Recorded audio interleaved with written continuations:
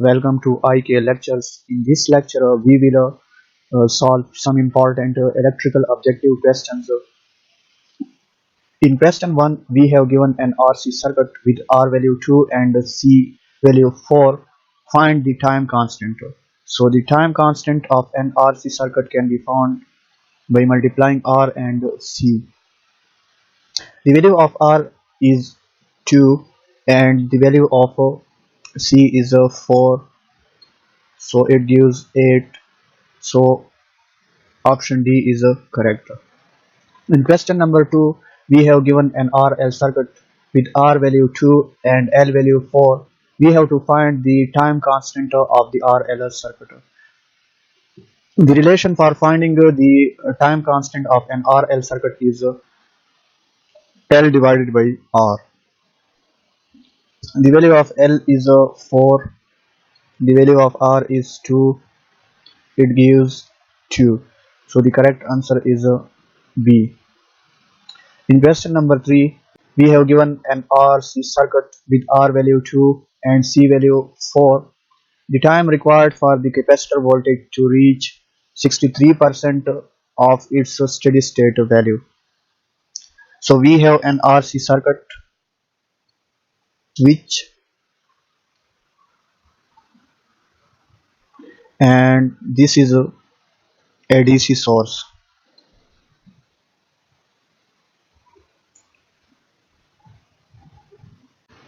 This is time axis and this is voltage axis. So when we close the switch, the capacitor will start charging and the voltage across capacitor will increase. The voltage across capacitor will increase. Eventually it reaches the steady state value. Let's represent the steady state value by V0. Now it is required that when voltage reaches 63% of V0, what time it takes to reach at this point. So we have to find this time. Now you know that this time is called time constant. So the time constant of an RC circuit can be found by multiplying R and C. The value of R is 2. The value of C is 4. 2 times 4 gives 8. So the time constant is 8. C option is correct. In question number 4, we have given an RL circuit with R value 2 and C value 4. The time needed for the inductor current to reach 40% of its steady state value. So in question 4, we have an RL circuit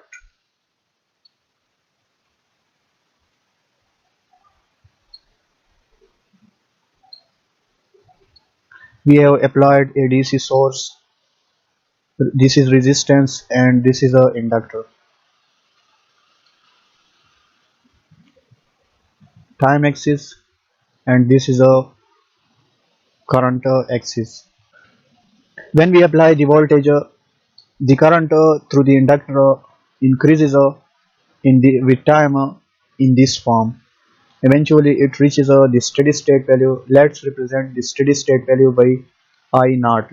Now it is required to find the time t at, at which the response reaches 40%, which means so we have to find this time. This graph can be modeled as I of t is equal to I naught minus e raised to power minus t divided by tau. Now we have to find the value of t at which this current reaches a 0.4 I naught.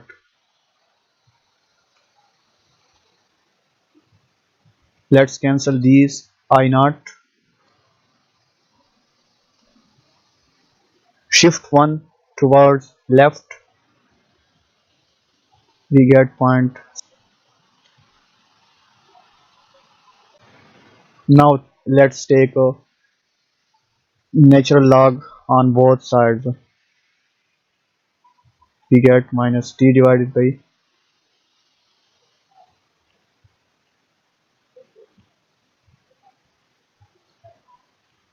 time constant for this circuit is can be found as L divided by R.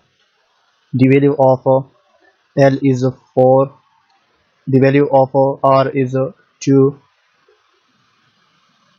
So let's put the value of tau, which is 2. By solving this we get 1.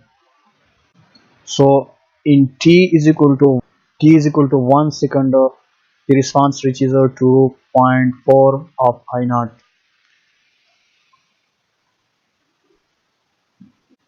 Question number 5. In this question we have to find the voltage of the capacitor before t is equal to 0. Now before t is equal to 0 the switch was closed. So these two elements will be in parallel. The voltage across these two elements will be same because these two elements are in parallel. As the switch was closed for a very long time, therefore the capacitor will be fully charged. So no current will flows through the capacitor because this is fully charged. So all the currents will flow in this path.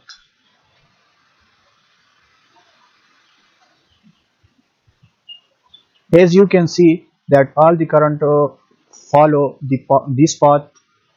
Therefore 3 and 2 ohm are in a series.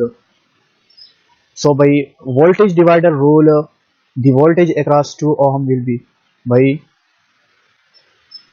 the voltage across 2 ohm will be 2 into 10 divided by 2 plus 3 or 4 volt. So the voltage across 2 ohm is 4 volt. Therefore the voltage across the capacitor will be 4 volt before t is equal to 0. So the correct answer is D. Question number 6. Find V voltage at infinity. So at t is equal to 0 the switch opens and open for a very long time. So the capacitor will be fully charged. No current will flow through this path or this path because this path is open now. So and the capacitor is fully charged, so no current will flow through this path. So there will be no voltage drop here. All the voltage of 10 volt will appear across the capacitor. So the voltage across capacitor at t equal to infinity will be 10 volts. So the correct answer is 10. Question number 7. The inductor current just before t is equal to 0. So we have to find the inductor current just before t is equal to 0. Now at t is equal to 0 the switch closes. Before t is equal to 0 the switch was open. So when the time was less than 0, switch was open for a very long time. So the inductor will act like a short circuit. Now this current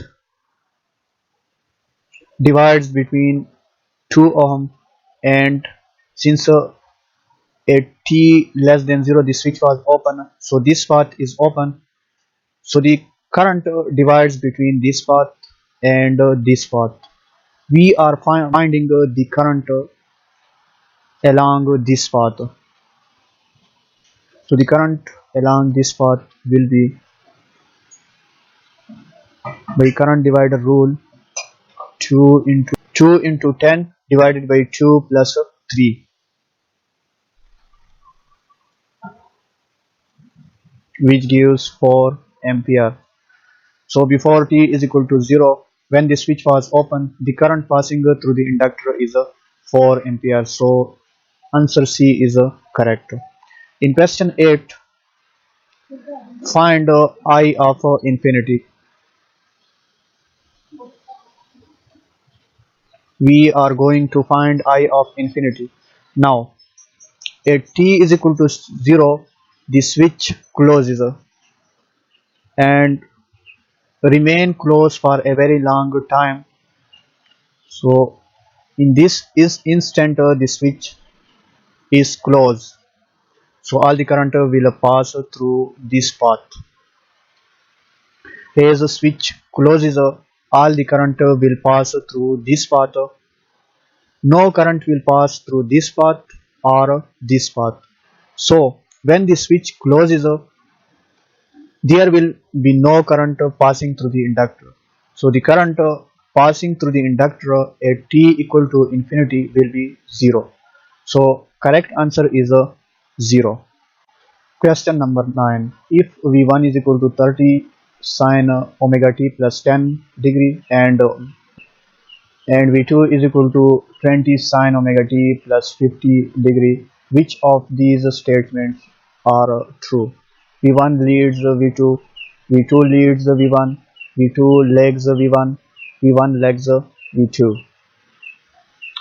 Clearly, V2 leads V1. But let's look at the Phasor diagram. The Phasor V1 can be represented by this vector with angle 10 degree and amplitude 30. This vector represents V1. V2 can be represented by this vector with amplitude 20 and angle 50 degree. V2. Now let's take a point and rotate these phasors in a anti-clockwise direction. So V2 will pass first through this point and then V1. So we can say that V2 leads V1. So answer B is correct. Question number 10. At what frequency will the output voltage V0 of t is equal to the input? Now in this question we are going to find the frequency at which the input voltage is equal to the output voltage. So when the input voltage will equal to the output voltage, the input voltage will be equal to the output voltage if no voltage drop occurs in this resistance, and this will be true if the inductor acts like open circuit. So if the value of omega is infinity, then the reactance of the inductor will be infinity. So this will be open. If this will open, no current will flow through the circuit. There will therefore no drop through 1 ohm resistance. So the voltage appear across the inductor. Question number 11. In question 11, we have given a series RC circuit with the voltage across resistance is 12 volt and voltage across capacitance is 5 volt. What will be the supply voltage? So this is RC circuit.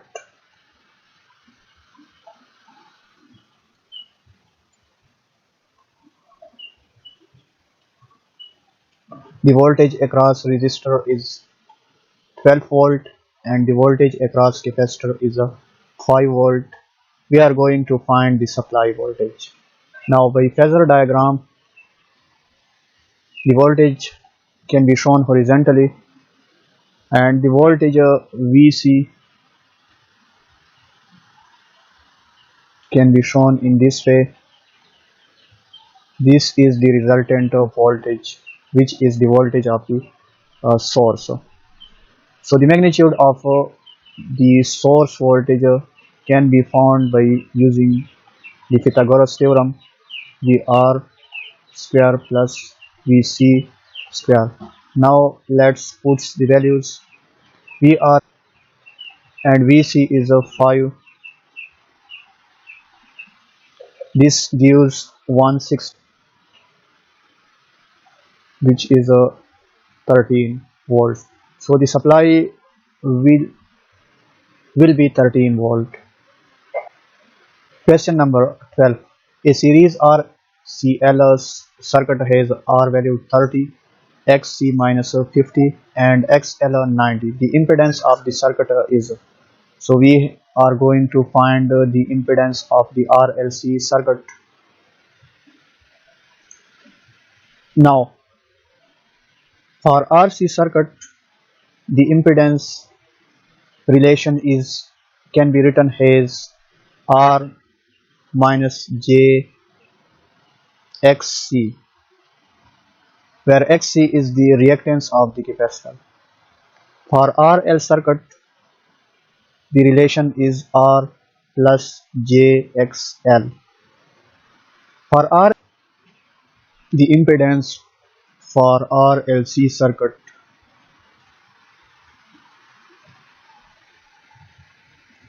is Z is equal to R plus JXL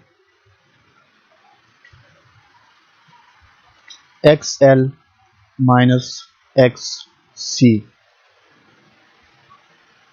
Here XL and XC only represent the magnitude, not a sign.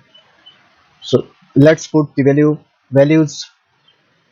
The value of R is 30. The value of XL is 90. The value of XC is 50. 30 plus J 40. So the correct answer is B. Question number 13. The total capacitance of two 40 millifarad series connected capacitors in parallel with a 4 millifarad capacitor is. So in this question, two capacitors of 40 millifarad are connected in series with a 4 millifarad capacitor. This series combination is connected in parallel with the 4.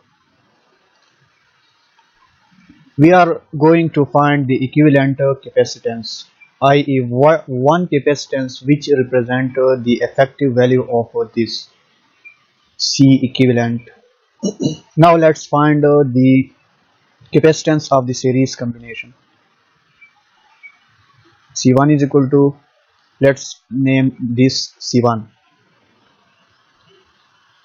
40 into 40 divided by 40 plus 40. The capacitance of a series combination can be found by this: multiply the values and then divide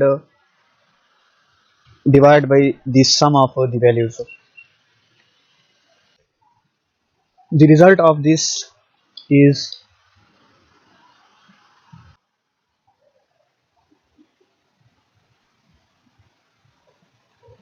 20.